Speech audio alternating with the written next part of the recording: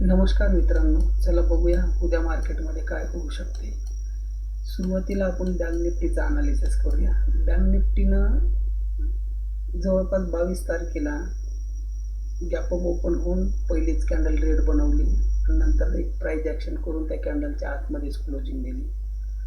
त्याच्यानंतर 23 तारखेला पण bank Nifty gap up open झाली आणि एका रेंजमध्येच क्लोजिंग दिली। आता उद्याच्या कंडिशनला काय होऊ शकते? उद्या माझा व्यू तर बँक निफ्टीमध्ये सेलिंगचा आहे, पण आपण एक गोष्ट पाहिली तर इथं गॅप अप ओपन झाली साईडवेज अप, इथं गॅप अप ओपन झाली साईडवेज मध्ये गेली।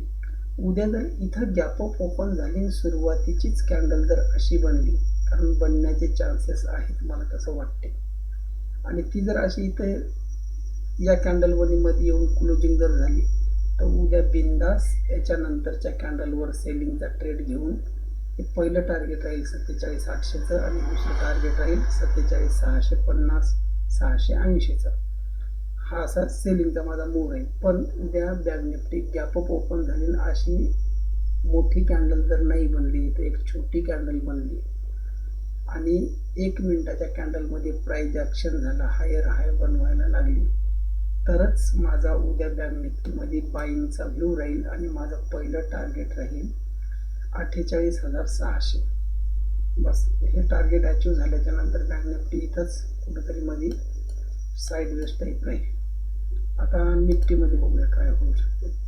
तर निफ्टीमध्ये जर बघलं तर निफ्टीमध्ये सुद्धा सेम कंडिशन तशीच आहे, फक्त थोडीशी बँक निफ्टीपेक्षा निफ्टीमध्ये प्राइस ॲक्शन बुलिश आहे, कारण आज निफ्टीचा पहिला दिवस होता की ती साईडवेजमध्ये गेली।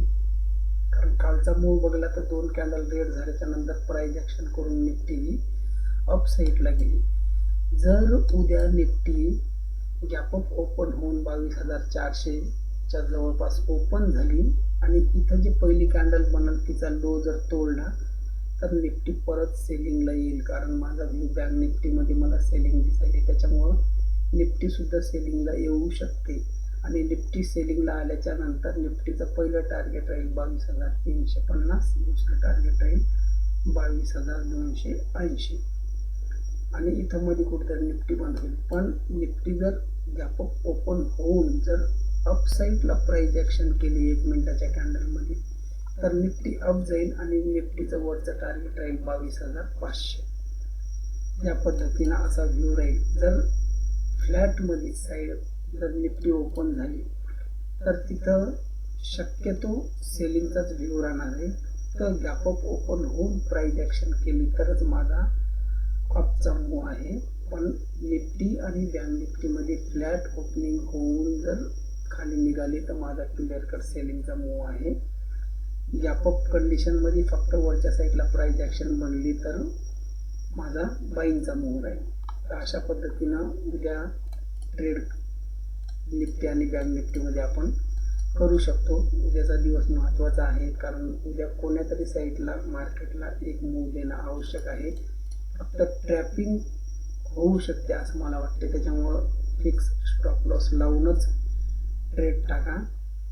आणि व्हिडिओ कसा वाटला, तुम्हाला काय वाटते काय नाही याच्याबद्दल तुमचं मत कळवा। धन्यवाद।